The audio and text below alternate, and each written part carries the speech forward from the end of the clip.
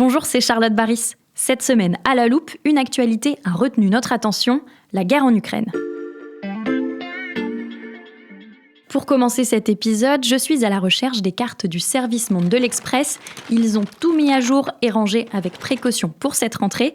La carte que je cherche, c'est précisément celle où on voit la Russie et l'Ukraine, avec les territoires occupés, les zones de combat et les avancées des troupes.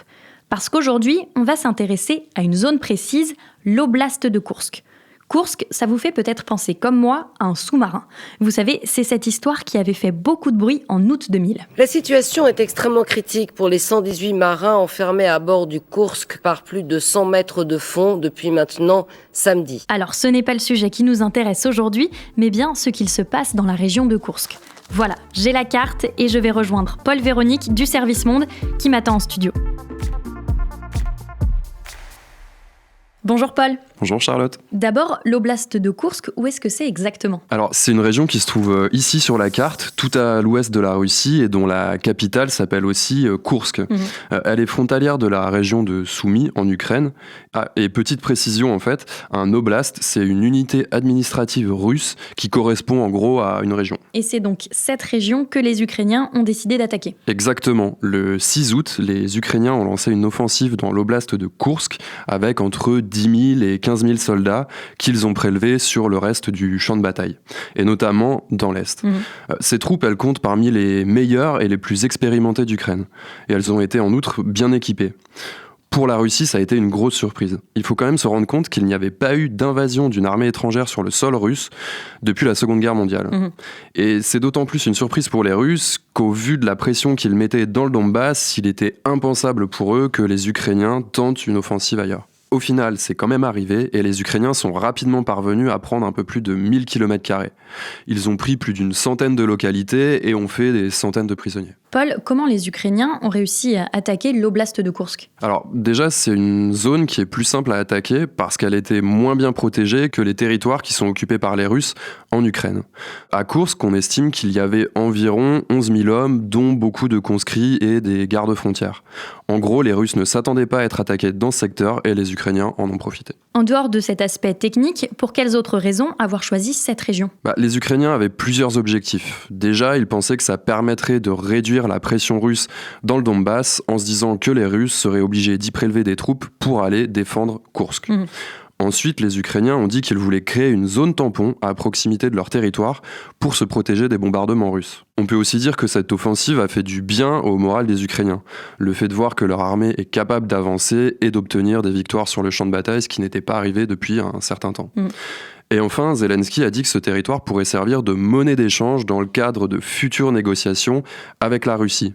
L'idée, ça pourrait être d'échanger ce territoire contre un autre qui a été pris par les Russes en Ukraine. Cette incursion ukrainienne en Russie, on peut donc dire que c'est plutôt une réussite. Alors, faut nuancer un peu.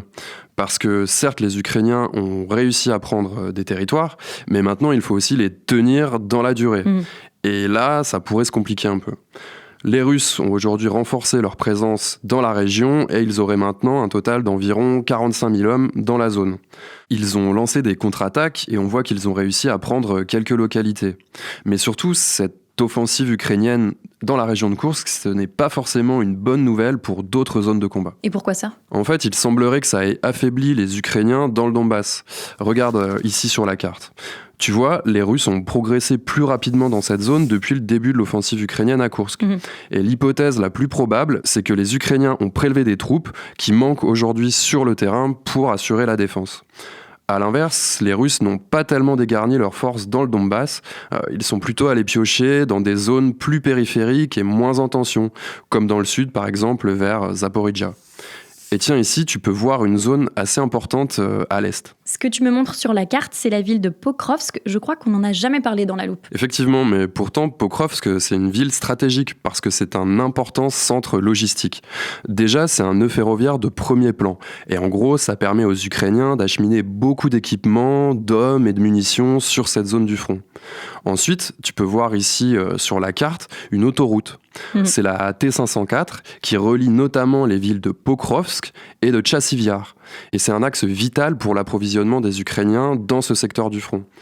Donc la situation, elle est assez complexe pour les Ukrainiens dans cette zone, et plus globalement, il manque toujours d'hommes et de munitions. Pourtant, Paul, le président ukrainien, lui, assure que cette offensive est un succès.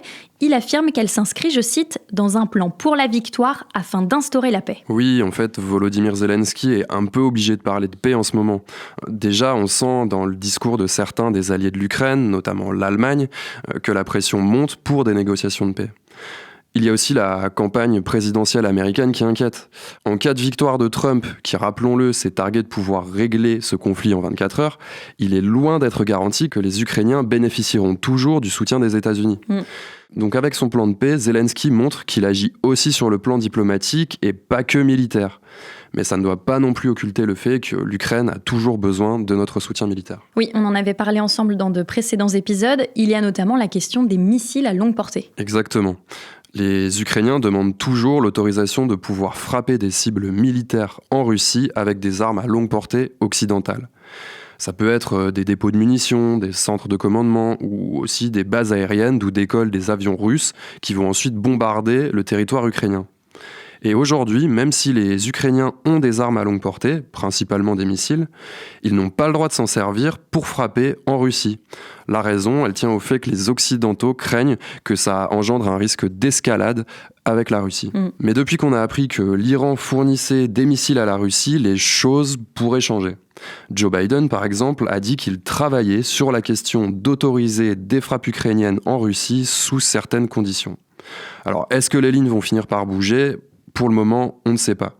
Mais Zelensky doit se rendre à Washington fin septembre et on en saura peut-être plus à ce moment-là. Les enjeux derrière l'offensive dans l'oblast de Koursk sont donc majeurs. Merci beaucoup Paul pour tes explications. À bientôt. Paul Véronique, journaliste au service Monde de l'Express. Tout le suivi de la guerre en Ukraine est à lire sur notre site l'express.fr. Profitez-en chers auditeurs, jusqu'à la fin du mois de septembre, l'abonnement d'1 an est à moitié prix. La Loupe, c'est toujours du lundi au vendredi, dès 6h du matin sur toutes les plateformes d'écoute, par exemple Spotify, Deezer ou Castbox. Pour être sûr de ne pas rater les prochains podcasts, n'hésitez pas à nous suivre.